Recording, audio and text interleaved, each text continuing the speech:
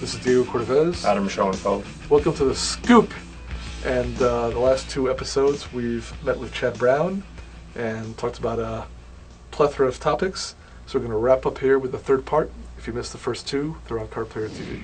I mean, to me it's fascinating, and I really would like to kind of observe it, because on the one hand, I also see that players who've been playing on the internet, who of course don't need to be monitoring for tells or concerned about tells, and who also have their heads-up displays, which give you a lot of information about other players, you know, without having to necessarily observe them.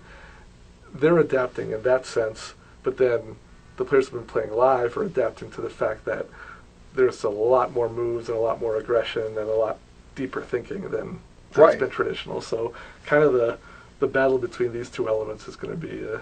And also for a lot of the very successful online players who are coming in, you know, will they have the patience? Because you're talking about it's like the speed of the game. I don't. The speed of the game online is boom, boom, boom. In the casino, it's so much slower. You're only playing one table. I mean, the internet, I've always maintained is fantastic. I mean, some people say, well, it's also easy to tilt because it's just you don't have the physical chip, it's just the numbers you're clicking. But it also is easier to avoid tilt because you always have a hand to play. Right. There aren't any external factors. If you don't like what's going on, it's easy to just quit. You're home. Right. When you're in the casino, it's one game. They're asking for deck changes. The dealers are coming in. The game slows down. Even if you're not a tight player, you might go a half hour without a playable situation, like beyond the flop or something. For sure. And you start going crazy. So, and if you quit the game, then you're done with it. You can't just pop in 15 minutes later. So it's easy to just go on tilt and start playing every hand, or just when you finally do get a hand to play, overplaying it. I mean, it's such a different environment in that sense. I find, like, like, let's just say, like, someone gets queen jack suited and there's a raise re-raise, and they haven't gotten to play a hand for 20, 30 minutes. It looks like aces. Lay down. Right, it looks like, I can't lay this down. I got queen jack suited. I finally can play. Even though we would hope that we would all have the discipline to lay that, but in your own mind, it does look like aces. Right. Even if a second voice comes in and then you play it correctly, it's a different world when you don't have 10 tables at once, and the guys who are like 24 tabling, they play like robots, but in a way it's better to play like a robot. I think the internet trained players have dealt with so many situations that they're really going to change the games, but I do see where players have looked at their hand and they've already signaled what they're going to do. Oh, for sure. I mean, you do see some things that are so fundamental where these are great players who've won millions, but they're giving off information that you would normally just see like in the 1-2, or smaller. Last night I actually saw a guy loaded up, and I just couldn't believe it was for real, so I called anyway. You're thinking I was like, this can't possibly be loaded up. Like, of course he was. You're leveling. It's I've got to go back to relying on what we know. I've just played a couple of times, but I've seen where I'm in a middle position. Everyone behind me is already ready to mark their cards, and I'm thinking, okay, one of these guys is just faking it, and they're about to 3-bet. Right. They're not. No, they're not. Right. So, Chad, now you're going to Madrid. Hopefully there'll be positive news. You're planning on a full World Series schedule, which is almost done. That's the plan. Yeah. So hopefully, fingers crossed, nothing shows up. If something shows up and they say, look, we got to operate or chemo or I don't know. All these are possibilities. So, but hoping for the best and hoping to get, hey, right now everything looks good. Great. And then I start the special diet that we keep it like that. For you, a full schedule of the World Series is like 30. How many events are you? No, you know what? Once a couple of years ago, they made the structure good. For the most part, I'm almost always making day 2 of tournaments. So I'm not like some of the. I don't have. Right, I didn't mean to insult you. No, no. Right. I'm not like buying into Right, events right. I'm not there for. So I'm only buying into events that I'm playing every day. Right. Regardless, I'll be playing every single day. There won't be any days off. Right. But you're not one of these guys who signs up for all three of them. No. Right. no, And are you shaded towards the mixed events? I know you're a very good Yes. stud.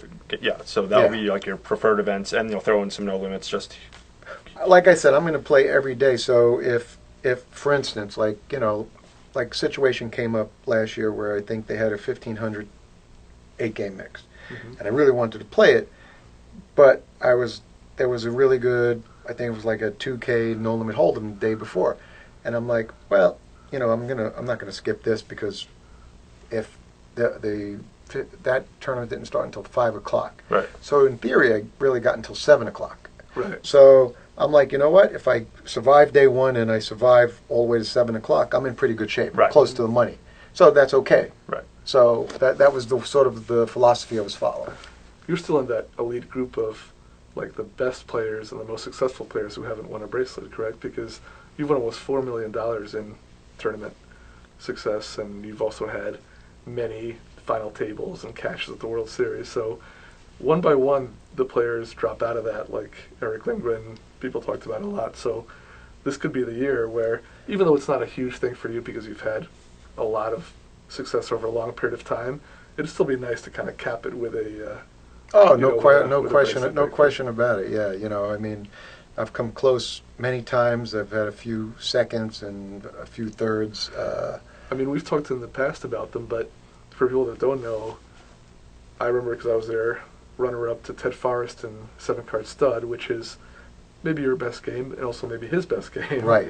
And then you had a runner-up to Erik Seidel in the deuce to 7 no limit, which again, he's a great, one of the greatest players, and that's a good game for him. So at least when you're runner-up, you pick the right spots. I've had 2 runners-up to Phil Ivey and Chris Ferguson. If you're going to finish second, Right. you got to pick the spots. The one to Eric, who, by the way, I had told Annie Duke, he should be banned from the league. It's just like cheating. Right, it's like cheating. It's too good. Right. The way he's running now.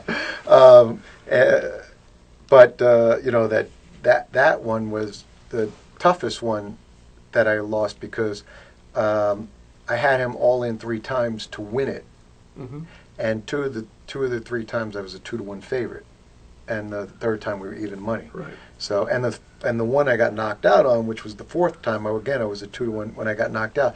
That would have made me even in chips with him. So four all-ins and lost all 4, 0 for 4. But that's the Erik Seidel magic. You can't overcome that. You know that going in. I know you're going to be very successful at the World Series in general. Most importantly, we really are delighted just to see that your health is so good and that you're beating this. No, I appreciate it. And, a lot of people are concerned, so I'm glad to do this because people don't really know or have the chance to talk to you, and right. And they're concerned, and now I think they're going to be very optimistic. In one sense, it was such a tragic thing for me and my family, to find out about this. And, I've always been an optimist, always the glass is half full, and I try to look at the good things. And the amount of people that came out of the woodwork to show support. I mean, one of my very dear friends, his name is Mike Ross, he lives in Cambodia now. And, like my father wanted to come, he's like, I'm like, no, Mike, don't, it's too much, don't worry about it. He flew from Cambodia to come and see me in the hospital. Right. My co-author of the book I wrote, Stefan Kalamar, who's he lives in Germany. He's like, he has 2 wife and 2 kids. He's like, if you need me, I'll on the next flight. And it's just nice, it's nice to know that, the relationships that you have are really good relationships, that really good friends. Sometimes something like this is what reminds you, if you're not necessarily aware of it, but you're a good guy who a lot of people like and respect in the poker world, and people may not mention it now. Something like this brings them up and lets them tell you how they feel about you. Right. No, listen, no matter what would have happened, I was feeling good in the sense that, how lucky I am, the great friends I have in my life. I have, whenever the time comes, at some point we all have to go, Mhm. and Yeah. I would have no regrets in my life to say, hey, you know what, I had a wonderful life, Mhm. one way or the other. Yeah, and genuine friends supporting you. So Absolutely. we're very happy to see you and very Well- optimistic about everything. Well, Thanks for it's coming good to back. see you guys. Thanks for having Great to me see in you, here, Joe. fellas. Thanks for joining us on The Scoop, brought to you by CardPlayer.com.